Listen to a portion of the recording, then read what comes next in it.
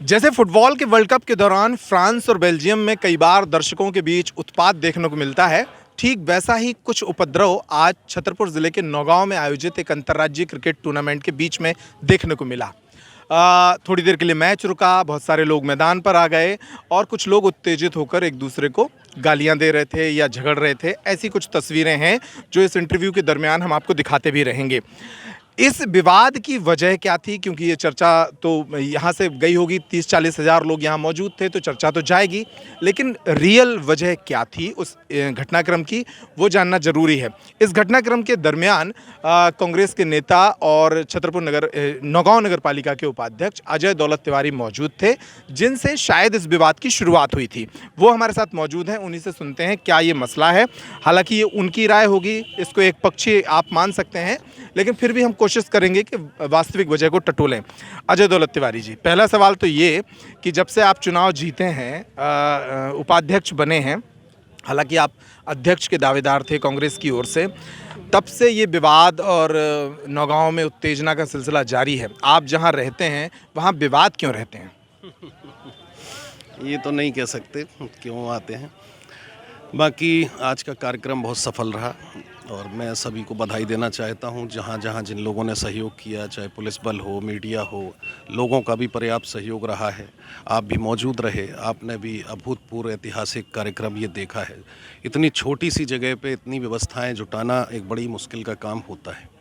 अब इसमें कई चीज़ें होती हैं, कई लोगों को जिम्मेदारियां देना पड़ती हैं, कई लोग छूट जाते हैं, कई लोगों को बुरा लग जाता है। तो अब आजकल ये स्थिति है कि किस किस को इतने बड़े कार्यक्रम में महत्व दिया जाए। हर एक व्यक्ति को अपनी महत्वपूर्णता दिखाना है, लेकिन अब वो सीमित चीज़ें हैं और सीमित व्यवस्थाओं के लिए जिम्मेदार लोग लगाना है, तो उसमें हो जाता है कभी कभी। क्या हो गया था? वही कभी कभी जो हो जाता है वही तो जानना चाह रहा है कि आज क्या हो गया था। आज एक्चुअली जो हमारे माइक संचालन की व्यवस्था थी वो दूसरे लोगों की विधिवत तरीके से दी गई थी। उसमें अब किसी ने ले लिया माइक ज़बरदस्ती हमारे किसी माइक से, अब वो अपना बीच बीच में बोल रहे थे।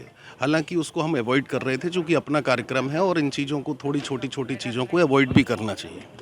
तो हम लोग ऊपर बैठे थे, एक्चुअली चीफ गेस्ट जो थे तो वो बार बार रिक्वेस्ट कर रहे थे। उनकी 5:40 की फ़्लाइट थी और हम लोग टाइमिंग देख रहे थे कि जिस टाइमिंग में मैच चल रहा था तो उसमें उन्हें 4 सवा 4 बजे तक हमें फ्री करना था।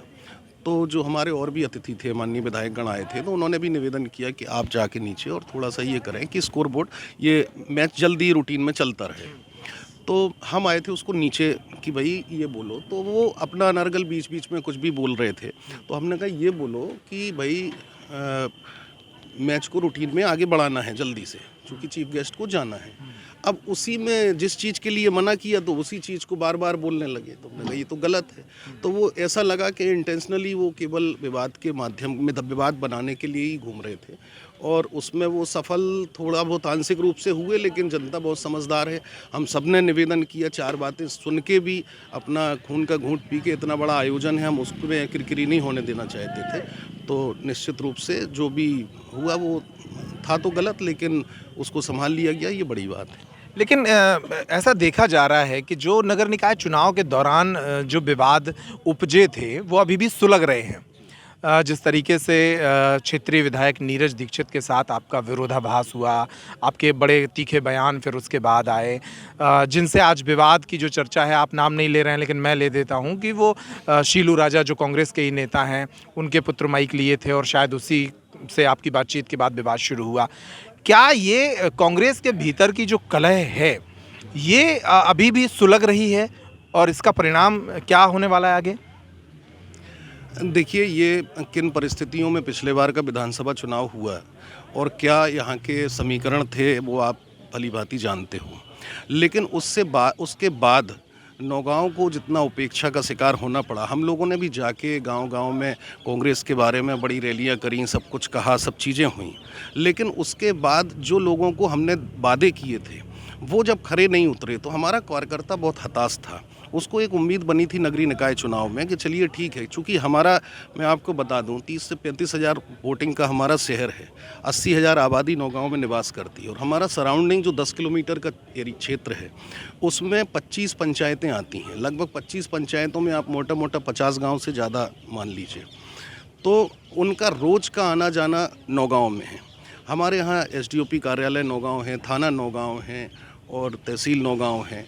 उनका अगर किसी को यहाँ पे सब्जी बेचने आना है तो नौगांव आना है, व्यापार दूध बेचने आना है तो नौगांव है, किसी को सरिया सीमेंट लेना है तो नौगांव है। तो मेन सेंटर जो पूरा है वो नौगांव है और ये हमारा दुर्भाग्य है। अभी एक हमारे भाई, बड़े भाई कह रहे थे, ये दुर्भाग्य है नौगांव का कि यहाँ जहाँ पूरी वोटिंग जो लगभग हमें लगता है कि 2,05,000 या 10,000 के आसपास वोटिंग है, जिसमें 1,10,000 के आसपास तो लोकल सेंटर हमारा सराउंडिंग लेवल पे है और जब वहाँ प्रतिनिधित्व नहीं मिलता है तो निश्चित रूप में लोगों में द्वेष भावना तो रहती है। सीधा सीधा सवाल और बगैर घुमाए फिराए जवाब। नीरज दीक्षित से जो विरोध नगर निकाय चुनाव के दौरान हुआ था, उसके आसार तो विधानसभा चुनाव के दौरान भी बनेंगे। उनका कार्यकाल कैसा आप देखते हैं एक कांग्रेसी कार्यकर्ता के तौर पर, और अगर पार्टी उन्हें रिपीट करती है तो आपका या आपके समर्थकों का क्या एक्शन होगा? देखिए, हम लोग पहले भी कह चुके हैं और जो अभी नगरीय निकाय में हुआ, जिस तरीके से जिला पंचायत में निष्क्रियता रही, जिस तरीके से गिफ्ट की गई जनपद की सीट में निष्क्रियता रही, जो हमारी 4 की 4 निकाय जीतने की स्थिति में थी, मतलब पूरे ज़िले में आज भारतीय जनता पार्टी की सरकार के खिलाफ में लोग खड़े होने को तैयार नहीं हैं, चूँकि वो धन बल का इतना जब प्रयोग कर रहे हैं, उसके बावजूद भी हमारी विधानसभा में चारों जगह ऐसी स्थिति थी कि हम लोग निकाय में कांग्रेस का बोर्ड बनाने जा रहे थे। लेकिन उसके बाद किस रणनीति के तहत, मतलब आप कांग्रेस के विधायक होते हुए अगर 4 निकाय हरवाते हो और आपकी जो आपने व्यूहरचना रची और उसमें आप इस बात को खुश होते हो कि हमने कांग्रेस को हरा दिया, तो आज सम्मान किसका बढ़ना था? अगर कांग्रेस जीतती तो विधायक का ही तो सम्मान होना था। तो जब ऐसे विधायक रहेंगे तो इससे अच्छा तो फिर विधायक ही ना रहें। इससे अच्छा विधायक ही ना रहें। आप विधायक बन सकते हैं, कांग्रेस टिकट देगी, आप दावेदारी करेंगे? निश्चित रूप से हमने अपनी बात रखी है। कमलनाथ जी ने हमें बुलाया था, उसके बाद जो नगरीय निकाय में घटनाक्रम हुआ है और जो चीज़ें यहाँ से जा रही हैं क्षेत्र की, केवल नौगांव अकेले की बात नहीं है। आज महाराजपुर है, गढ़ी मलेरा है, हरपालपुर है, नौगांव है, आज चारों जगह क्या स्थिति है। आज कई बड़ी बड़ी नगरीय निकायों में तो पानी पीने के लिए कोई आदमी नहीं है कि विधायक को पानी पिला दे कहीं बिठाल के। केवल आप रिश्तेदारी में बैठ के और इसको आप सोच रहे हो कि आप जा रहे हो कि भाई आप जाते हो कि चलो कोई कहीं बुला नहीं। आप ये सोचो ना, इतने बड़े बड़े आयोजन हो रहे हैं, कोई आप सिंगल कहीं जा पा रहे हो कहीं? आज भाजपा के निकाय बने बैठे हैं, गढ़ी मलेरा है, महाराजपुर है, आपको कोई बुला रहा है वहाँ पे? इतने बड़े बड़े टूर्नामेंट हो रहे हैं, हज़ारों लोगों की भीड़ जुड़ रही है, कहीं आपकी उपस्थिति है क्या? तो इसका कारण केवल आप ये है कि ये 5 साल में आपने निष्क्रियता दिखाई है। अब लोगों का वक्त आ गया है, लोग भी अपनी तैयारी में बैठे हैं। चलिए, तो लोगों का वक्त आ गया है, लोग तैयारियों में बैठे हैं, ये कहना है अजय दौलत तिवारी का। महाराजपुर विधानसभा बुंदेलखंड की एक बहुत ही चर्चित विधानसभा होने जा रही है अगले चुनाव में, क्योंकि यहाँ कांग्रेस के बीच में बड़ा कलह है। यहाँ जो कांग्रेस से विधायक हैं नीरज दीक्षित, उनके खिलाफ ही कई तरह के मोर्चे खुले हैं और वो इसलिए खुले हैं क्योंकि निकाय चुनाव में उन पर गद्दारी के आरोप लगे थे कि उनकी वजह से 3-4 निकाय कांग्रेस हार गई थी। क्या होगा भविष्य में देखेंगे, लेकिन इस इंटरव्यू के ज़रिए आपने क्या समझा, क्या जाना, अपने कमेंट के ज़रिए हमें ज़रूर बताइएगा। बहुत शुक्रिया आपका। नमस्कार।